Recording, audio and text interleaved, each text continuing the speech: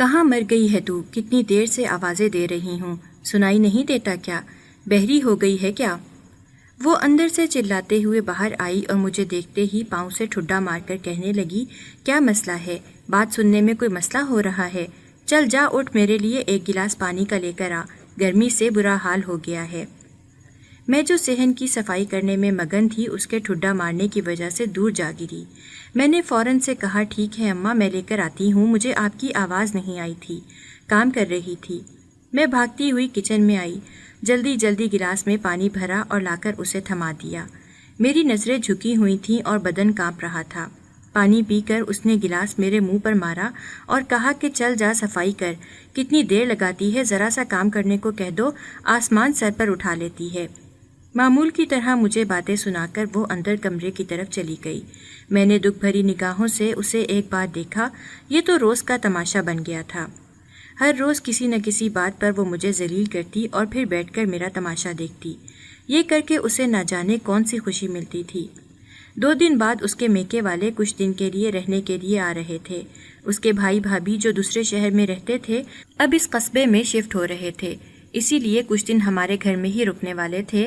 حالانکہ ہمارے گھر میں کچھ خاص جگہ نہیں تھی، 2 کمروں پر مشتمل یہ چھوٹا سا گھر تھا۔ ہم 8 لوگوں کے لیے یہاں رہنا بہت مشکل ہو جاتا تھا۔ پہلے سے ہی گھر میں جگہ کم تھی، اوپر سے وہ لوگ بھی آ رہے تھے، تو ہم سب کہاں پر رہیں گے؟ یہ سوچ سوچ کر میں پریشان ہو رہی تھی۔ حالانکہ میری سوتیلی ماں کے یہاں پر اور بھی رشتہ دار تھے، وہ لوگ چاہتے تھے تو وہاں پر بھی جا سکتے تھے، لیکن وہ لوگ یہیں پر رہنے آ رہے تھے۔ سوتیلی ماں نے مجھ سے کہا تھا کہ ان کے آنے سے پہلے پورے گھر کی اچھے سے صفائی کر دے، اگر گھر میں ایک ذرا بھی مٹی نظر آئی تو تمہارا حال برا کر دوں گی۔ میں سخت گرمی میں باہر کام کر رہی تھی۔ اسی وقت اندر سے دادی کی آواز آئی، عائشہ مجھے کھانا بنا دے، مجھے دوائی کھانی ہے، کب سے بھوک لگ رہی ہے۔ میں نے دادی کو وہیں سے کہا کہ جی ٹھیک ہے، میں پہلے صفائی کر دوں، اس کے بعد کھانا بنا دوں گی۔ لیکن وہ وہیں سے چلا کر کہنے لگی، نہیں، صفائی بعد میں کرنا، پہلے کھانا بنا کر دے، تیری ماں تو کچھ بھی بولتی رہتی ہے اور تو آنکھیں بند کر کے اس کی باتوں کو مانتی ہے۔ میں اس گھر کی بڑی ہوں، تیری اتنی جرت کہ تو میرا حکم ٹالے گی۔ دادی بھی سوتیلی ماں سے کم نہیں تھی، لیکن دونوں کی آپس میں بالکل نہیں بنتی تھی، اس کی وجہ سے ہمیشہ میں پستی رہتی تھی۔ ابھی بھی جب دادی مجھے کھانا بنانے کو کہہ رہی تھیں تو سوتیلی ماں اندر کمرے سے باہر آئی اور کہنے لگی، پہلے تو صفائی کرے گی، اس کے بعد ہی اس بڑھیا کے لیے کھانا بنائے گی۔ میں تو ان دونوں کے بیچ میں بالکل پھنس کر رہ گئی تھی۔ دادی اندر سے باہر آ گئی اور سوتیلی ماں کو کہنے لگی، تو نے کیا سمجھ رکھا ہے؟ یہ تیرا گھر ہے، یہاں تیرا راج چلے گا۔ یہ میرا گھر ہے اور یہاں پر صرف میرا ہی حکم چلتا ہے، جا کر اندر بیٹھ جا، جو میں کہوں گی وہی ہوگا۔ وہ دونوں آپس میں زور سے بحث کرنے لگیں۔ صحن کی دیوار چھوٹی تھی، ذرا سی آواز بھی آس پڑوس میں جاتی تھی۔ ہمیشہ کی طرح جب دونوں نے بحث شروع کی تو آس پڑوس کی عورتیں دیوار سے جھانک کر مفت کا یہ شو دیکھنے لگیں۔ میں نے بمشکل دادی اور سوتیلی ماں کو خاموش کروایا اور کسی نہ کسی طرح سے انہیں اندر لے گئی۔ یہ کرنا بہت مشکل تھا، میرے بس کی بات نہیں تھی، لیکن اس وقت گھر پر میرے علاوہ کوئی نہیں تھا، اس لیے انہیں روکنا ضروری تھا، ورنہ وہ دونوں ایک دوسرے کو مرنے مارنے پر اتر آتی۔ میں نے کچن میں آ کر جلدی جلدی دادی کے لیے کھانا بنایا اور پھر صحن کی صفائی وغیرہ کرنا شروع کر دی۔ ابھی مجھے گھر بھر کے کپڑے بھی دھونے تھے۔ دونوں ہمیشہ میرے لیے کوئی نہ کوئی مشکل کھڑی کرتی ہی رہتی تھی۔ میرے 3 سوتیلے بہن بھائی تھے اور میری ایک پھپھو بھی ہمارے ساتھ رہتی تھیں۔ وہ طلاق یافتہ تھیں اور حد سے زیادہ زبان دراز تھیں۔ ان کی زبان کے آگے تو گویا خندق تھی، ہر کوئی ان سے دور بھاگتا تھا۔ میرے گھر میں موجود ہر انسان کسی نہ کسی طرح سے مجھے تکلیف پہنچانے کا باعث بنتا ہی تھا۔ ہم قصبے میں رہتے تھے اور یہاں ٹوٹے پھوٹے مکان بنے ہوئے تھے۔ ان کچے پکے مکانوں میں رہتے ہوئے زندگی گزارنا حد سے زیادہ مشکل تھا۔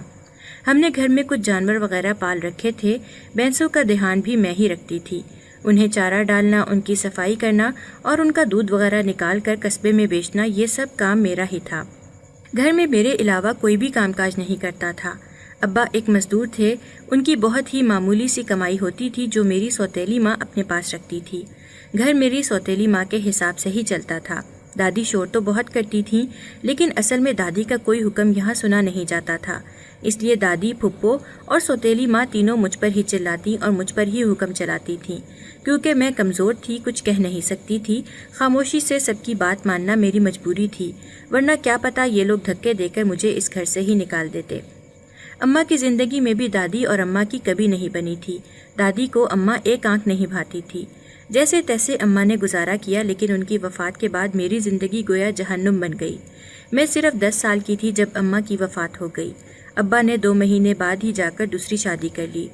سوتیلی ماں مجھ پر خوب ظلم کرتی، یہاں تک کہ اس نے میری پڑھائی بھی چھڑوا دی۔ میں قصبے کے ہی ایک سرکاری اسکول میں پڑھنے کے لیے جاتی تھی۔ پہلے بھی گھر کے کام کاج کرتی تھی، کیونکہ پھپھو اور دادی پورا دن بیٹھ کر چارپائی توڑتی اور کام مجھ سے کرواتی تھیں۔ ابا تو یہ سب دیکھ کر بھی نظر انداز کرتے تھے، اور اب تو ان کے ساتھ سوتیلی ماں بھی مل گئی تھی۔ سب مل کر مجھے خوب ذلیل کرتے اور تکلیف دیتے۔ میں جو پہلے صحن میں بستر ڈال کر سوتی تھی، اب سوتیلی ماں نے میرا بستر جانوروں کے باڑے میں ڈلوا دیا اور کہا کہ اب سے تم وہیں پر سویا کرو گی۔ میں بہت روئی اور ان کی منتیں کیں کہ میں وہاں کیسے سوؤں گی، لیکن انہوں نے میری کوئی بات نہ سنی۔ دادی اور پھپھو تو مجھے ویسے بھی کمرے میں سونے نہیں دیتی تھیں۔ وہاں پر میرے سوتیلے بہن بھائیوں نے سونا شروع کر دیا۔ اس گھر میں کسی بھی کونے میں میری کوئی جگہ نہیں تھی، حالانکہ گھر کے سارے کام کاج میں ہی کرتی تھی۔ اس کے باوجود کسی کے دل میں بھی میرے لیے ذرا بھی احساس نہیں تھا۔ میرے سوتیلے بہن بھائی جب اسکول جاتے، انہیں دیکھ کر تو مجھے بہت رونا آتا۔ میں بھی تو اسکول جانا چاہتی تھی۔ کیا میری عمر تھی گھر میں بیٹھ کر یہ سب کرنے کی؟ پڑھائی کرنا میرا حق تھا، لیکن مجھ سے میرا بستہ اور کتابیں چھین لی گئی تھیں۔ مجھے پڑھنے کا اتنا زیادہ شوق تھا۔ جب بھی وہ لوگ پڑھتے تو میں حسرت بھری نگاہوں سے صرف ان کی طرف دیکھ کر رہ جاتی تھی۔ کتنے خوش قسمت تھے وہ سب، اور ایک میں تھی جسے یہاں پر کھانے کو بھی کچھ نہیں ملتا تھا۔ پورا دن جانوروں کی طرح سب کے لیے کام کاج کرتی، کھانا بناتی، گھر کی صفائی وغیرہ کرتی۔ اس کے بعد بھی میرے حصے میں بچی ہوئی سوکھی روٹیاں ہی آتی تھیں۔ کبھی ابا سے شکوہ کرنے کا سوچا بھی تو ان کا غصہ دیکھ کر میری زبان خود بخود بند ہو گئی۔ وہ تو اماں کے آگے کسی کو کچھ سمجھتے ہی نہیں تھے، صرف سوتیلی ماں کی ہی بات مانتے تھے۔ دادی اور پھپھو بھی میرے بارے میں نہیں سوچتی تھیں، کسی کو میری پرواہ نہیں تھی۔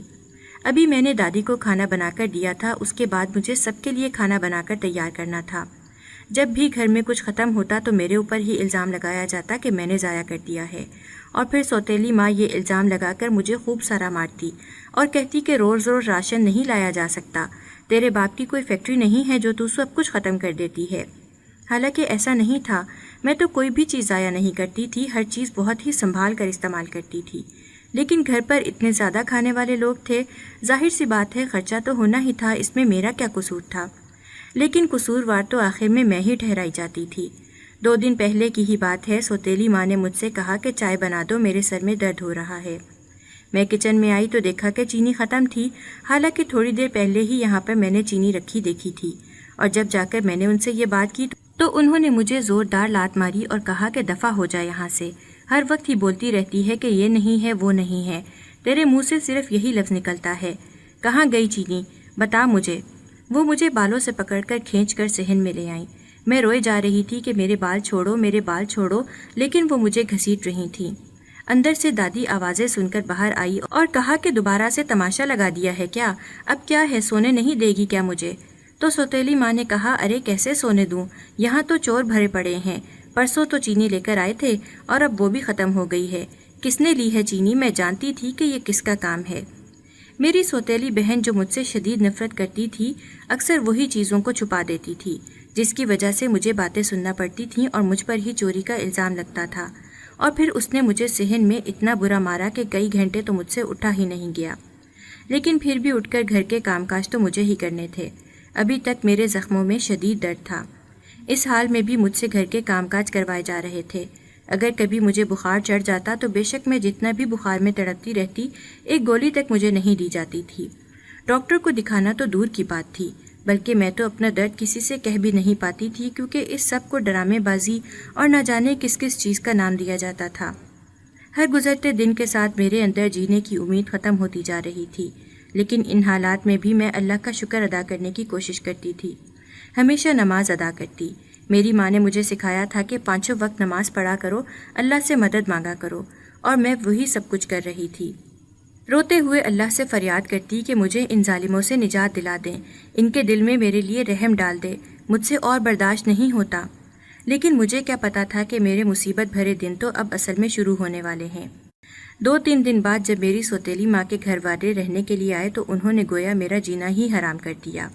میں پورا دن کام میں مشغول رہتی تھی، وہ لوگ بھی انہی کی طرح تھے، کسی نہ کسی بات کو لے کر میری جھوٹی شکایتیں لگاتے ہی رہتے تھے۔ ان کی بھابھی نے مجھ سے کہا کہ مجھے چائے بنا کر لا دو۔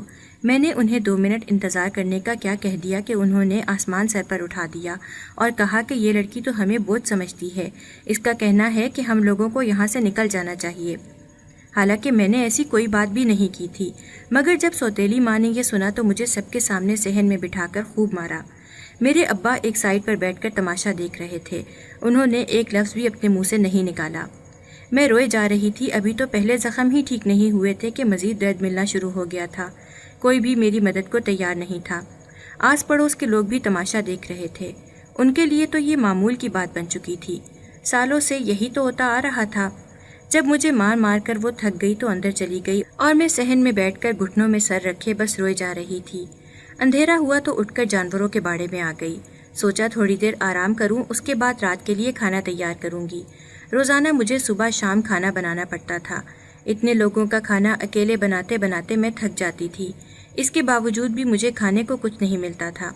جب میں روٹیاں بنا رہی ہوتی تھی تو سب کو تازہ تازہ روٹیاں چاہیے ہوتی تھیں، اس لیے ساتھ ساتھ میں بنا کر دیتی رہتی۔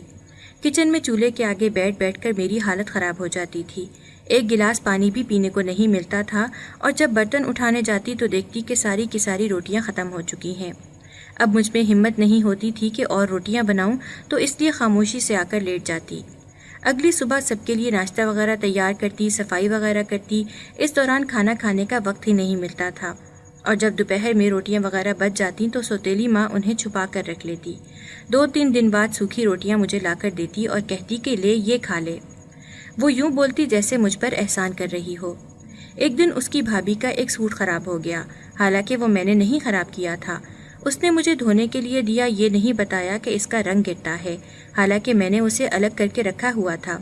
مجھے ڈر تھا کہ اس کا رنگ گرے گا، لیکن وہ خود میرے پاس آئی اور کہنے لگی کہ اس کپڑے میں کوئی مسئلہ نہیں ہے، تم اس کے ساتھ ہی دھو دو۔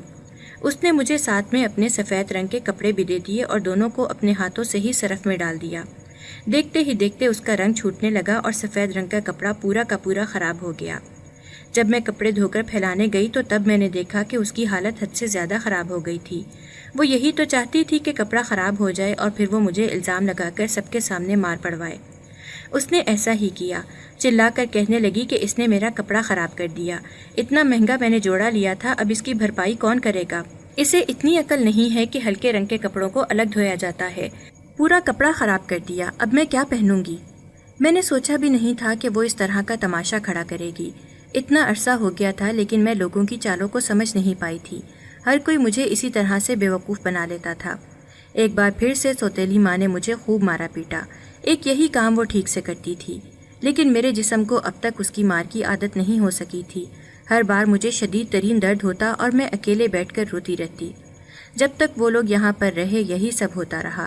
جاتے جاتے بھی اس نے مجھ پر الزام لگایا کہ میں نے اس کے زیورات چوری کیے ہیں، اور پھر جب میرے سامان کی تلاشی لی گئی تو کچھ نہیں ملا، اور جب باقی گھر کو چھانا گیا تو پتہ چلا کہ وہ تو میری سوتیلی بہن نے چرائے تھے۔ اس کا الزام بھی مجھ پر لگا دیا گیا کہ میں نے ہی چرا کر وہاں رکھے ہوں گے تاکہ اسے پھنسا سکوں، حالانکہ میں اس سب کے بارے میں کچھ بھی نہیں جانتی تھی۔ سب جانتے تھے کہ میری سوتیلی بہن کی عادت کیسی ہے، کسی نہ کسی چیز کو بنا پوچھے اٹھا لیتی ہے اور پھر اسے اپنے پاس چھپا کر رکھ لیتی ہے، لیکن اس کا کیا ہر غلط کام ٹھیک ہوتا تھا، اور جو کچھ بھی وہ کرتی تھی اس سب کا الزام مجھ پر ڈال دیا جاتا تھا۔ وہ مجھ سے اتنی نفرت کرتی ہے میں نے کبھی سوچا بھی نہیں تھا، حالانکہ میں نے اسے ہمیشہ اپنی چھوٹی بہن سمجھ کر پیار محبت سے ہی پیش آئی تھی، لیکن ان میں سے کوئی بھی مجھ سے ٹھیک سے بات تک نہیں کرتا تھا۔ ہر جگہ میرا مذاق اڑایا جاتا تھا۔ میری رنگت تھوڑی دبتی ہوئی سی تھی، اس لیے مجھے کالی کالی کہہ کر بلاتے۔ یہ سب سن کر میری آنکھوں میں آنسو آ جاتے تھے، لیکن یہاں پر کوئی بھی ایسا نہیں تھا جس کے دل میں تھوڑا سا بھی رحم ہوتا۔ ابھی بھی میں چھت کی صفائی کر رہی تھی، پھر مجھے کپڑے وغیرہ بھی دھو کر پھیلانے تھے۔ اسی وقت میری نگاہ اپنی قمیض پر پڑی جو کہ بالکل پھٹ چکی تھی۔ میرے پاس تو 2 جوڑے ہی تھے پہننے کو، اور وہ بھی پھٹے پرانے تھے۔ اب میں نئے کپڑے کہاں سے لاؤں گی؟ ان کپڑوں کو کب تک چلا سکتی تھی؟ نہ جانے کب میں نے آخری بار کپڑے خریدے تھے۔ یہ 2 سوٹ میں کئی سالوں سے چلا رہی تھی، اور جب بھی یہ پھٹتے تو انہیں سی کر کسی نہ کسی طرح سے گزارا کر لیتی تھی، لیکن اب انہیں مزید سینا ممکن نہیں تھا کیونکہ یہ مکمل طور پر پھٹ چکے تھے۔ اب میں کیا پہنوں گی؟ کسی نہ کسی طرح اپنے دوپٹے سے ہی میں نے خود کو ڈھک لیا تاکہ پھٹے ہوئے کپڑے نظر نہ آئیں، لیکن کب تک چھپا سکتی تھی؟ اب تو ان سے میرا جسم جھلکنے لگ گیا تھا۔ جب میری سوتیلی ماں نے دیکھا تو کہنے لگی تو نے جان بوجھ کر ایسا کیا ہے، تو یہی چاہتی ہے کہ لوگ تجھے دیکھیں اور کوئی طریقہ نہیں بچا تھا لوگوں کی ہمدردی حاصل کرنے کا۔ اور پھر اس نے مجھے پھٹے پرانے کپڑے دے دیے۔ پتہ نہیں اتنی رحم دلی اس کے دل میں کہاں سے آ گئی تھی۔ بہرحال مجھے کپڑے مل گئے تھے، میرے لیے یہی کافی تھا۔ اس کے بدلے چاہے مجھے کتنی بھی باتیں سننے کو ملتی مجھے پرواہ نہیں تھا۔ انہی دنوں ہمارے محلے میں ایک شادی آ گئی۔ ویسے تو مجھے کسی بھی تقریب میں لے جانے کی زحمت نہیں کی جاتی تھی، لیکن یہ شادی محلے میں ہی ہو رہی تھی۔ میں جانتی تھی کہ یہاں پر بھی جانے کی اجازت نہیں ملے گی۔ جس دن شادی تھی سب تیار ہو کر شادی میں چلے گئے۔ ہمارے ہاں جب بھی کوئی شادی ہوتی تھی کھانے پینے کو لے کر کوئی نہ کوئی ہنگامہ ضرور ہوتا تھا۔ میری سوتیلی ماں تو باقاعدہ گھر سے تھیلیاں لے کر جاتی اور وہاں جا کر چھپا چھپا کر کھانا ان میں ڈال کر گھر لے آتی۔ مجھے ایسی حرکتیں بالکل بھی پسند نہیں تھیں، لیکن میں کیا کہتی، بس خاموش رہتی تھی۔ لیکن اب کی بار جب شادی پر جانے کی بات آئی تو دادی نے مجھ سے کہا کہ تو بھی تیار ہو جا، ہر وقت گھر پر ہی بیٹھی رہتی ہے، گھر سے نکلے گی نہیں تو تیری شادی کیسے ہوگی؟ لوگ تجھے دیکھیں گے تو ہی تو پسند کریں گے۔ دادی کی بات بھی ٹھیک تھی، میں نے تو اب تک اپنی زندگی میں شادی کے بارے میں سوچا ہی نہیں تھا۔ جب میری سوتیلی ماں نے یہ سنا تو کہا کہ اس سے کون شادی کرے گا، نہ تو اس میں کوئی گن ہے اور نہ ہی اچھی شکل ہے۔ بہرحال دادی مجھے اپنے ساتھ لے کر گئی۔ میں نے وہی پھٹے پرانے کپڑے پہن رکھے تھے۔ میں جب وہاں آئی تو مجھے شدید احساس کمتری محسوس ہونے لگا۔ وہاں پر سب نے اچھے کپڑے پہنے ہوئے تھے سوائے میرے۔ سب مجھے عجیب عجیب نظروں سے دیکھ رہے تھے، یوں لگ رہا تھا جیسے میرا مذاق اڑا رہے ہیں۔ میں نے دادی سے کہا کہ میں واپس گھر چلی جاتی ہوں، لیکن انہوں نے زبردستی مجھے وہیں پر بٹھائے رکھا۔ مجھ سے تو ٹھیک سے کھانا بھی نہیں کھایا گیا۔ رات گئے ہم لوگ واپس آئے تو سوتیلی ماں نے دادی سے کہا کہ اس منحوس کو کیوں ساتھ لے گئی تھیں؟ سب لوگ مذاق اڑا رہے تھے، اس کے کپڑے اس قابل نہیں تھے کہ یہ وہاں جاتی، اور کیسے بھوکوں کی طرح وہاں پر کھانا کھا رہی تھی جیسے کبھی کھانا دیا ہی نہ ہو، ہماری ناک کٹوا کر رکھ دی ہے۔ دادی بولی ویسے کون سا تیری محلے میں عزت ہے جو تو اس طرح کی باتیں کر رہی ہے؟ جا جا کر سو جا۔ میں تو اس لیے لے کر گئی تھی کہ کب تک اسے گھر پر بٹھائے رکھیں گے، سینے پر مونگ ڈلتی رہے گی، کہیں اس کا رشتہ کر کے اس کو چلتا کرتے ہیں۔ لیکن تو اس کام میں روڑے اٹکانے کی کوشش کر رہی ہے، تجھے تو مفت کی ملازمہ ملی ہوئی ہے نا، اگر یہ چلی گئی تو گھر کا کام تجھے کرنا پڑے گا، یہی سوچ رہی ہے نا؟ دادی اور سوتیلی ماں نے ایک بار پھر سے بحث کرنا شروع کر دی۔ ان کی لڑائی کافی دیر تک چلتی رہی اور جب دونوں لڑ لڑ کر تھک گئیں تو مجھے دیکھ کر کہنے لگی ہمیشہ تیری وجہ سے ہی جھگڑا ہوتا ہے، کیسی ہے تو، جھگڑے کرواتی رہتی ہے۔ میں حیرت سے ان دونوں کا منہ دیکھنے لگی۔ اپنی مرضی سے لڑائیاں کر کے مجھے کہہ رہی ہیں کہ میری وجہ سے جھگڑا ہوتا ہے۔ میری سوتیلی بہن جو خوب سارا میک اپ کر کے شادی میں گئی تھی اپنے کمرے میں لیٹی ہوئی ان دونوں کا جھگڑا سن رہی تھی۔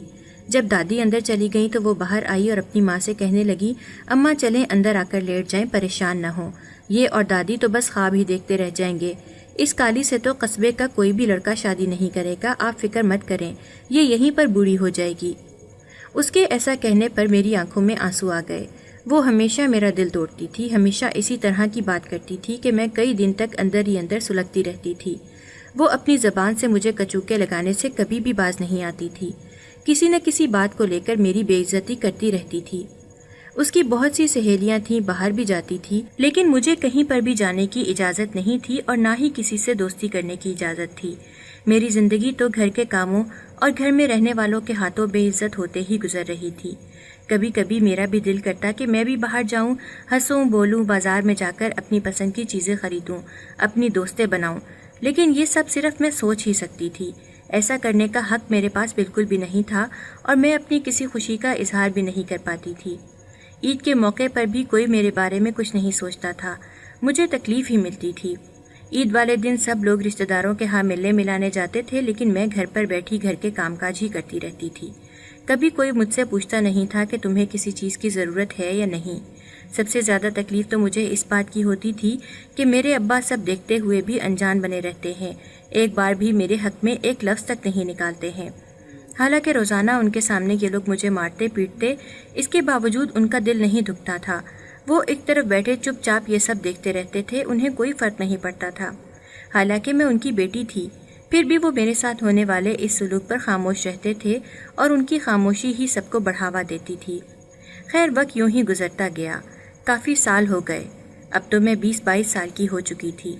ہمارے ہاں 17-18 سال کی عمر میں ہی لڑکیوں کی شادیاں کر دی جاتی تھیں، لیکن اب تک میرے لیے کوئی رشتہ نہیں دیکھا گیا تھا۔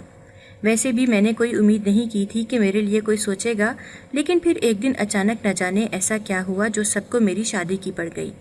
ایک دن میری سوتیلی ماں بھاگی بھاگی خوشی خوشی سے گھر واپس آئی اور کافی دیر تک کمرے میں بیٹھ کر دادی اور پھپھو سے کوئی بات چیت کرتی رہی۔ ان کے بیچ ایسے لگاؤ تو میں نے پہلے کبھی نہیں دیکھا تھا۔ خیر میں نے نظر انداز کر دیا، لیکن پھر اسی شام سوتیلی ماں نے مجھے بلایا اور کہا کہ ہم تجھے ساری زندگی اپنے سر پر تھوڑی بٹھائے رکھیں گے، تیری شادی کی عمر ہو چکی ہے، لوگ بھی باتیں کر رہے ہیں کہ اب تک ہم نے تیرا رشتہ کیوں نہیں کیا، اس لیے ہم سب نے فیصلہ کیا ہے کہ تیرا رشتہ طے کر دیا جائے۔ جب سوتیلی ماں نے مجھے بلا کر یہ سب کہا تو مجھے لگا کہ کمرے کی چھت گویا میرے سر پر آ گری ہو۔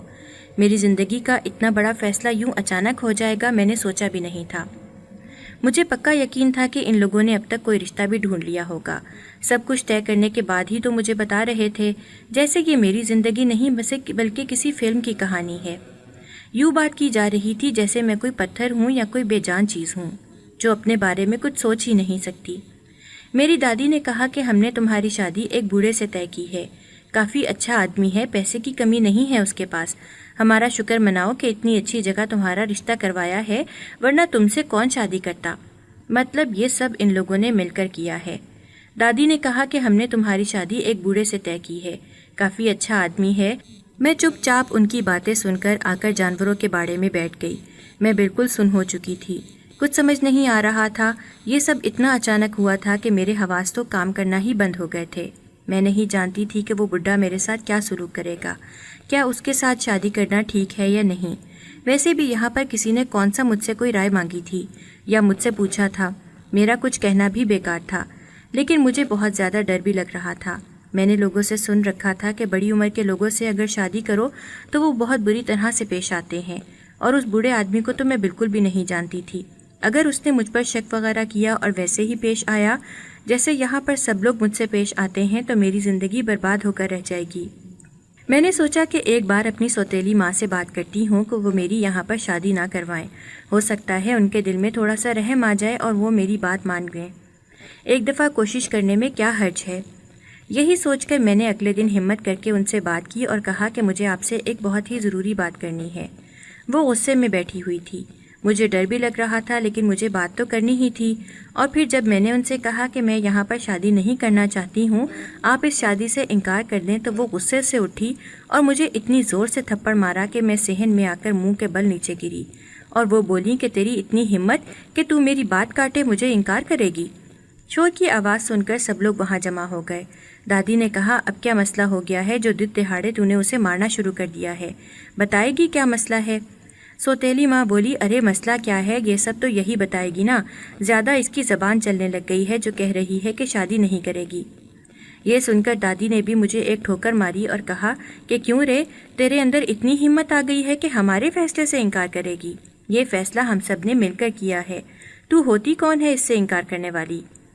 میں نے تو سوچا بھی نہیں تھا کہ اس سب میں یہ لوگ ایک ساتھ شامل ہوں گے، ویسے تو کسی بھی بات میں ایک دوسرے کا ساتھ نہیں دیتے تھے، تو اس بات میں کیسے شامل ہو گئے؟ ضرور دال میں کچھ کالا ہے، کوئی تو مقصد ہوگا ان سب کا، بنا اپنے مفاد کے تو یہ لوگ کچھ بھی نہیں کرتے ہیں۔ میرے انکار نے ان سب کو بھڑکا دیا تھا۔ سوتیلی ماں کہنے لگی کیوں، تیرا چکر کسی اور کے ساتھ چل رہا ہے جو تو شادی سے انکار کر رہی ہے؟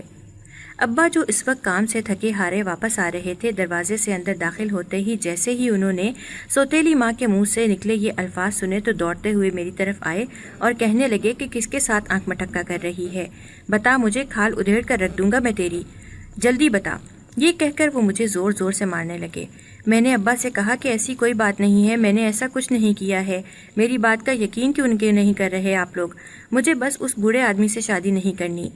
سب مل کر مجھے مارنے لگے، یہاں تک کہ میں بالکل ہی بے ہوش ہو گئی۔